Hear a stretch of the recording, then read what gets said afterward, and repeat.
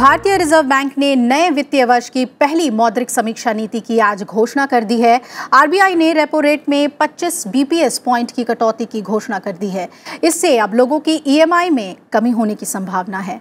RBI के governor Shaktikanta Das ने इस बात का ऐलान किया। अब रेपो रेट 6.25% से घटकर 6% रह गई है।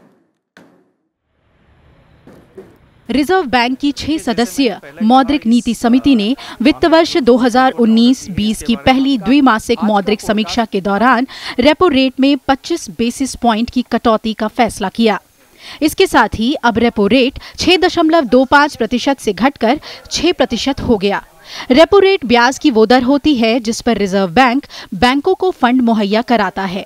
चूंकि रेपो रेट घटने से बैंकों को आरबीआई से सस्ती फंडिंग प्राप्त हो सकेगी, इसलिए बैंक भी अब कम ब्याज दर पर कर्ज दे पाएंगे।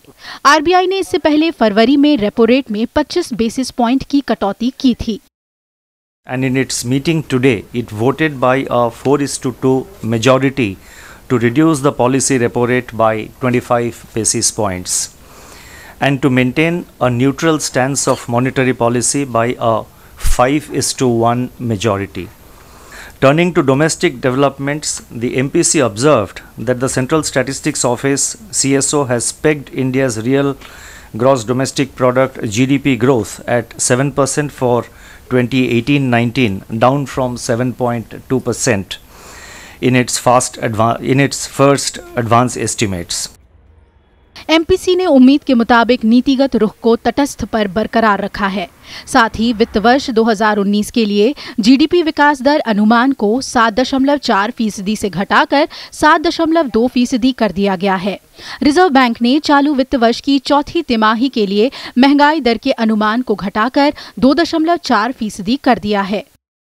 GDP growth for 1920 is projected at 7.2%. 6.8 to 7.1% in H1 of 1920 and 7.3 to 7.4% in H2, with risks evenly balanced. Beyond the near term, the MPC assessed that the short-term outlook for food and fuel inflation remains benign, although there is some uncertainty around the prospects for the monsoon and seasonal reversals in the prices of some items. आर्थिक विश्लेषकों की बात करें या फिर credit rating एजेंसियों की, उनका कहना है कि इस समय महंगाई की दर काबू में है, इसलिए ये ब्याज दर में कटौती के लिए उपयुक्त समय है। Bureau report, Rajya Sabha TV.